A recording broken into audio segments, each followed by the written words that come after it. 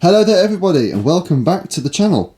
Today you join me here, I'm not on my workbench, I'm on a new layout and I'm hands-free at the moment because my tripod's broken, so apologies if the video is not very stable. Today we've got a brand new locomotive to review and it's quite something special. It is this, which is an Accurascale Class 50. Now these have had quite a journey. These were first announced back in Q4 2022 I believe, with the due date of Q4 2023. I've had this model on order since then. I've got two of them on order. This is just one of them, the other one hasn't turned up yet.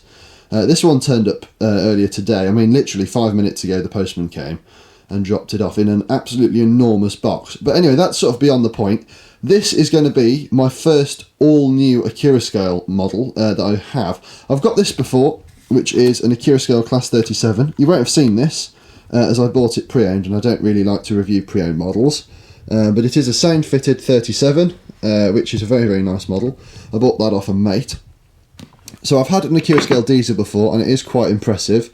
And of course I've had some Accurascale steams as well. I've had a P-Class and 2 Manners, which are on my other layout at the moment.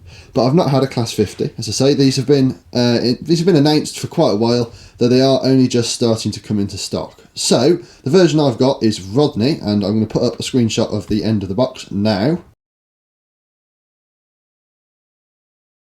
In the large logo livery.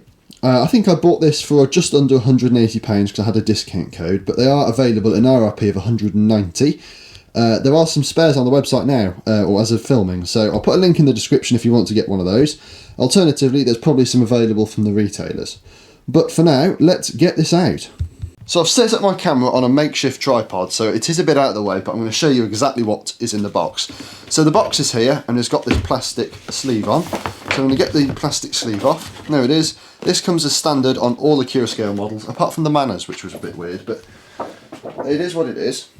And we've got, on the front of the box, as you can see, a beautiful line drawing. So we're going to get this out now. There's enough looking at the box. There's not an awful lot on the back, by the way, it's just the back of the carton. So if we lift the lid, is a pack of information which you can see here. So I'm going to get this out and I'll show you exactly what is in here. So first of all, we've got some information. This is our instruction manuals. We've got a nice photo of a Network Southeast, which is the other livery I've ordered, 50. That's the revised Network Southeast. We've got a little bit about the electrical continuity, safe operation, unpacking, wheel cleaning, all that good stuff. We've got a very impressive exploded diagram, which I'm not going to show you the whole thing of, but you can just see some of it there. So yeah, that's quite impressive. A little bit about fitting buffer beam details.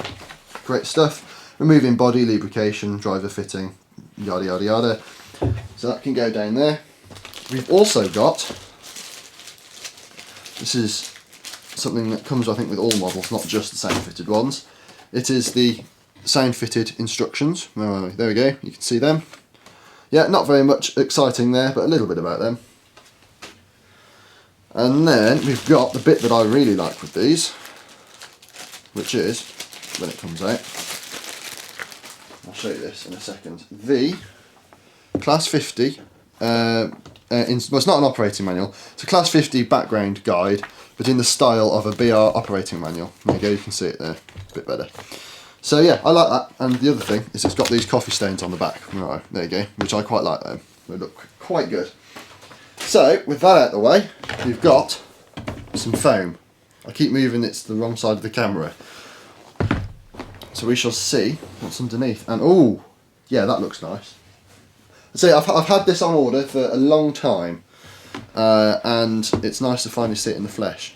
Though, the first thing we met with is, oh, I thought that was on the outside of the pack, but it's not. First thing we met with is this blister pack, and a rather scary looking warning notice there, which I think all the Accurascale models come with. They've got the detail packs in the bottom of that blister, so there's nothing underneath the foam. And look, there's a lot of foam in there. I don't know if you can see that, there's a little cut out here. There's more than enough to protect the model. But there's a bit of sellotape that's just dropped out. Anyway, we've got our model, which is reasonably heavy. I had a Hornby Class 50 for a while, but that had problems with Mazak rot and with the circuit board, so I actually sold that for spares and repairs. Well, I can't remember how much it cost me, the Hornby one, but it was quite heavy, and I don't know, it feels as if it could have been heavier than this, but we shall see. I think it was about 770 grams or something, the Hornby one. So if we take this sleeve off, which is quite tightly fitting, the first thing we met with is the aforementioned warning card. There you go. It says, please read instructions on the reverse of this card before operating your model. I'm guessing this is the usual nonsense they put in with them, but about the switches and stuff for DCC, but I will double check. And yeah, it is. It's sort of the usual nonsense, but it's down there, so I'll look at that later. The next thing to look at is these very, very heavy detail packs, and yeah, there's quite a lot in there. So if I show you this up close, you can see we've got some snowplows and we've got some hoses and stuff in there. So that's nice. I don't think the Rodney actually had snowplows, but it's nice that we've got them and you can fit them if you want to. So they are there, and I'll fit them. I think they look nicer with the snowplows. And then we've got some etched details, and flipping heck. Right, so I believe there was a bit of a joke around the name Rodney. It's often referred to as Dave. So it's nice that we've got some Rodney nameplates. I don't think we can really see those on the camera. And we've also got some Dave nameplates. But because you can't see them, I'm going to take a photo and I'll put it up on screen for you now. Out the way, we can now take the model off. Now, I've heard some interesting reports on RM Web and online about there being quality issues with these, so I'll be very intrigued to see if that is something that this is affected by. And just from looking at it, I can't see anything loose, but we shall take it out. It's just in this sort of ice block, and we can lift that off, take the plastic off, and we can see what the finish is like, and that is nice. That is one really, really nice loco. I'm going to take this out now, and good God, there's a lot of stuff loose in the bottom of here. I'm going to take a photo and put it up on screen, but yeah, I'm not impressed by that at all.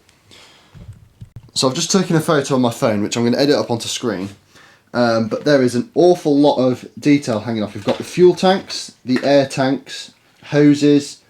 I can't see what those are, but yeah, that's really not very good quality. And there's also a load of black stuff, which I'm guessing is paint that's just dropped off. So yeah, a lot of quality issues with this one. It's not been assembled very well. But aside from that, this model seems very, very well detailed. It's very heavy. I'm just going to compare it to the 37. I'd say the 37 is probably slightly heavier, but it's certainly not a light loco. And it does look very, very nice. I will give it that. So we have Dave, or Rodney, whatever you prefer to call him, and we shall get him up onto, not the white background, I'm going to put it onto this track here, which is all nailed down, because I've got no space for the white background at the moment. And we'll see what's come off, and see how it looks up on the white background, have a look at the detail, and get it running later. So let's do that. Okay, so here we are up against the white background, and a couple of things I need to point out first of all. I've spent a bit of time looking over the model, and I have to say the detailing is absolutely incredible. However, the build quality here is diabolical. There's nothing like glue spots or anything over the model. The main issues I've got are just with very, very loose parts. As we saw in the start of the video, as I took it out of the box, the fuel tanks, the air tanks, a lot of the little separately fitted details were left in the packaging, meaning they've come off in transit, so they weren't glued in sufficiently. So that's one issue, and second of all, there's a lot of really loose parts on this. So a common issue people have had with these is with these front end jumpers. This end aren't too bad, however, at the other end, one of these jumper sockets is very, very loose. This one's not fitted particularly straight. The other one at the other end, again, not overly straight. I'm not going to show a photo of it because it's not very noticeable unless you're looking at it in person from some very specific angles. So I'm not too fussed about that, but I feel it's important to mention these things. And obviously the number of parts that have come off in the box as well. Like I said before, if they're not glued in sufficiently, they're going to come off, and that unfortunately counts against build quality. We've had bogey step come off at the front. That's again quite a common issue with these, from what I've read on RM Web. And yeah, it's just little details like that that shouldn't really have got through quality control. I understand these are checked once they come into the UK, and surely any faults like that will have been found. However, that's enough on the negatives. Let's talk about the positives, and there are loads of them with this model. It's got to be one of the most detailed models I've ever seen. That's including stuff like the Accurascale Manners and the 37. The 37 I haven't done a review on. Like I say, I don't like to do reviews of pre-owned models. However, the detailing there is incredible, and this just tops it. So talking about the end, since we're down here, we've got these separately fitted details on the cab, these handrails, separately fitted wiper blades, as you can see. We've got separately fitted hooks on the bottom of the head code box there. The what's it called? The printing on the front is very, very good as well. It doesn't really come across very well on this camera, but all the text there is legible. We've got separately fitted metal sprung buffers, separately fitted cab steps, which look incredible. The multiple unit jumpers, those don't look too good, to be fair. This orange here should have been painted and it hasn't, so it's just in an orange plastic, which doesn't look great. It's not too notable from any sort of distance, however. We've also got this incredible crisp transition here between the black and the yellow. That looks fantastic, and compared to some of the models we've seen in the past, that is quite a step up. We've got separately fitted metal handrails by the doors. I believe the separately fitted cab door handles as well, which is something I've not seen before, but it's something I'm very much a fan of. The glazing is nice and flush too. There's no scratches or scrapes on that, and it looks very, very good with a nice sort of, it's not quite smoked, but it's almost as if it's got a slight tint to it, which I quite like. The transition between the blue and the yellow is fantastic as well, and we've got the orange cant rail stripe along the top of the cab, which looks great. Looking at it more from the front then, as you can see, something that was a bit of an improvement over the Hornby one is the cab shape. The Hornby ones don't look anything like a Class 50, they've just got the angles wrong and it doesn't look great. As you can see here, the angle of the front yellow part, I'm not really too sure what the word is there, bulkhead maybe, but the angle of the front is right, angle of the windscreens looks great, and of course the whole front end is defined by the jumpers and the lights, which do look very, very good. The positioning on there is better. One particularly nice detail I like, but it doesn't really come across on camera, is the fact that this jumper is modelled with the cover open, whereas the Hornby one didn't have that. Additionally, like I said, we've got these sprung buffers on the front. Unfortunately, there is one cab step missing on this side. That came off in the packaging. I couldn't really get it in the photo because I was trying to keep everything where it was when it came off when I took the photo, but it was at the other end of the box. We've also got a NEM pocket, which is on a kinematic self-centering coupling. These seem fine, to be fair. I haven't had any issues with that. It does stick occasionally, but it does return back to centre as well. The buffer beams look quite bare, however we've got the jumper leads, the vacuum cables and the screw-link couplings are in the detail pack if you wanted to fit those to the front as well. Looking down the side of the model then, as you can see, we've got these vents here which look quite nice, along with the BR large logo there, the Rodney nameplate and the cab side windows. Those are all nicely picked out, very crisp and well done. So on the side of the body here, we've got a cab side window here. You can see through and there is some detailing inside, which is incredible. Additionally, we've got the 50-021 and the Rodney prints, which are very crisp. They look fantastic, to be fair. A nice finish on those as well. At the other cab end, we've got these louvers. Now, on the Hornby one, these were separately fitted moving louvers, which were a pain in the backside if you wanted to take the body off or anything. Here, though, I do believe they are just moulded plastic, but they look reasonably convincing, and I'm quite happy with them there as well. Additionally, we've also got these rivets along the top there, and they look fantastic too. Very crisp, very nice. On the bogies then, as you can see, there's a lot of definition and detail here, which is much, much better than the Hornby one. Those look very, very lacking in relief. Additionally, we've also got proper separately fitted moving chains on the bogies, which looks incredible. The 37 had this as well, but I do think the ones on the 50 look slightly better. If we look on the roof, as you can see, we've got this etched grille over the fan. I do believe these are motorised on the DCC models. This is just an analogue version, but I will chip it in future. I'm not sure if it comes with the motor from the factory, but hopefully it does. Moving down, of course, we've got these other details. We've got the exhaust vents there, which I do believe are hollow, and they look quite nice and convincing as well. There is a removable cab roof section there, I'll show you that in a second. And as you can see, the rest of the roof is nicely finished, very, very crisp mouldings. So just quickly, I thought I'd show you the removable cab roof. This is what it looks like. It's just held in place with magnets, and underneath, of course, you've got your 21-pin decoder socket there, and that is a blanking plug on top. One little point to note that I have just noticed is the worm drive and a bit of circuit board are very, very visible through the cab windows. That's not 100% realistic, but Accurascale have outlined on RM why they've done this. It makes perfect sense, and at the end of the day, it's not too visible, so I'm not going to complain too much about that. So yeah, it is a fantastic loco where the detail is concerned, but unfortunately the quality is not quite there on this example. However, we're going to get up onto the layout, see how it runs, and then I'll let you know what happens when I'm in touch with Accurascale. So we're up on the main layout now, and we are about to test Rodney for the first time. Now you'll notice I've removed the roof panel, and that is because I'm going to demonstrate something to you guys in a minute regarding the fan. However, for now, it's time to give it its first test run, so we shall give it a little bit of juice. Let's go. Oh, she's moving. Quite coggy, but that's not bad crawl. These locos weren't really geared for crawling, so it's not essential that they can, but there you go, that's going. That's pretty good. And we've got lights at each end as well, so if I move the camera a little bit, you might be able to see tail lights. If I switch direction, you have headlights, which looks great. It's very smooth as well, as you will have seen there. A very smooth runner. That's at 30%, so it's not the fastest loco in the world. If I put it up to 50, as you can see, that's not too bad.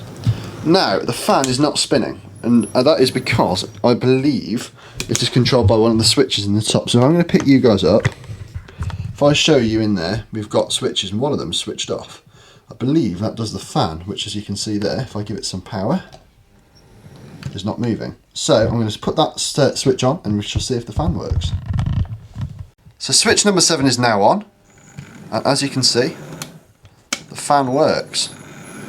It's going very incredibly fast. Sorry, my camera works a bit shaky there, isn't it? But yeah, going very fast, but it does work, which is a very nice feature, and I believe that's on a separate motor to the main one. The main issue I had with the fan on the Hornby ones is that was belt drive off the motor, which is a bit tacky and it puts a lot of strain on the motor. Anyway, I'm not going to bother running Rodney in because it's going back to Accurascale. All credit to them, I spoke to them, I sent them a couple of messages, and they said, yeah, no problem, just return the model to us and we'll sort something out. So yeah, you know, some people are very quick to slate a manufacturer, but Accurascale, like, all credit to them, they handle the situation very, very well. You know, I sent them an email last night about something and then they were responding out of hours. You know, they do go above and beyond. I have to say the customer service from them is fantastic. So yeah, this model isn't any good, but I'll be sending this back and I'll let you know how the replacement comes. Of course, I've got Royal Oak on pre-order as well. When that turns up, I'll put another video out and I'll hopefully show you guys what that's like, and hopefully it'll be a little bit better. Obviously, your mileage may vary with these Class 50s. Mine is by far the worst that I've seen online. There's a couple of issues reported, but generally speaking, people have been very, very positive about them. However, it is a review, and I have to review mine objectively. So there are some ratings and rankings coming up, but take them with a pinch of salt, because obviously they're not representative across every class member. And Accurascale, all credit to them, they are doing the right thing, and they're going to send me a replacement or repair this one, hopefully. And I'll let you know how that goes, and obviously I've got Royal Oak as well. And when Royal Oak turns up, I'll do a review of that, and you can make your own mind up by listening to the 2 reviews and see what you think. But ratings and rankings are coming right up. So some ratings and rankings for the Accurascale Class 50 then. So for detail, I've given this 4.5 out of 5. The main issue I have with this is the unpainted jumpers on the cab ends. That is quite a miss. It doesn't look too bad, but it's very noticeable that they aren't painted. So I've knocked half a mark off for that, and the other thing on that point is the circuit boards and the gear towers that are visible through the cab windows. It's not great. I understand why they've done it, but at the same time I have to be objective about it. It's not great. We have seen better on the likes of the Hornby one, which you can't see those. You know, stuff like the Bachmann Class 70 or Class 66, which is a similar size, doesn't have that issue. For mechanism then, I've given this 5 out of 5. Honestly, I can't fault it. I haven't shown you too much of the mechanism because I don't want to invalidate the warranty by taking the thing apart. But it's got a 5-pole motor in there, it's got all-wheel drive, all-wheel pickup and proper bearings on the chassis. I don't have a problem with any of that. It all seems to work really nicely, so I can't complain. For quality then, I've given this 2 out of 5. Unfortunately, there are quite a few issues with the build quality here. So the main issue obviously is everything's come off in transit. It's one thing if stuff comes off when you're handling it, that could be down to you, or it could be down to it not being fitted quite right, but if it's all come off in transit, that's just unacceptable. That could be down to the packaging, it could be down to the assembly, I'm honestly not sure, but it is absolutely not acceptable. And something that's slightly unrelated to that, I suppose, but I have mentioned it already, is those gear towers. That's, I suppose, a bit of a quality mark, not a great quality feature. That said though, the print quality and the fan and stuff on this, the quality is, it's enough that it's better than some, but yeah, it's 2 out of 5, not too pleased with that. For performance then, I've given this 5 out of 5. It is a little tiny bit coggy at the low speeds on analog. However, the lights work, the fans work, and it's very smooth and very quiet when it is running. So I can't fault that at all. 5 out of 5 for that. And then value. So I've given this 4 out of 5. The only thing that's keeping this down on the value, it's £190 RRP, which is fine. I'm happy to pay that sort of price if the model you get is quality. And the detail is definitely here. And if those parts were glued on properly and the packaging was sufficient that it wasn't going to be rattling around in transit, which it was, by the way, the postage box that it came in was massive, but there wasn't enough paper, so the Accurascale box inside was rattling around, then I wouldn't have a problem with it. But the value, obviously, with those bits coming off, I've knocked 1 point off for that, so it's 4 out of 5 for value. Overall then, that leaves a score of 8.2 out of 10, or 82%. Would I recommend this to you? 100% yes. But that's only if the model you get is high quality. This isn't, and honestly, if they were selling them and they were all like this, I would not recommend it. However, as I have said, from what I've seen online, most people are over the moon with theirs and there's been no problems. So, if you see one and you want one, go for it, but be prepared that there could be a few quality issues on it. And, you know, Accurascale will sort that out. They are not stupid. So thank you all for watching today's video. That does conclude it. If you have enjoyed, don't forget to leave a like, comment down below, share and subscribe. I'll post an update video on the Rodney situation once I've heard more from Accurascale, and I'll review Royal Oak when that turns up as well. Thank you for watching. I'll see you in the next one. Bye for now.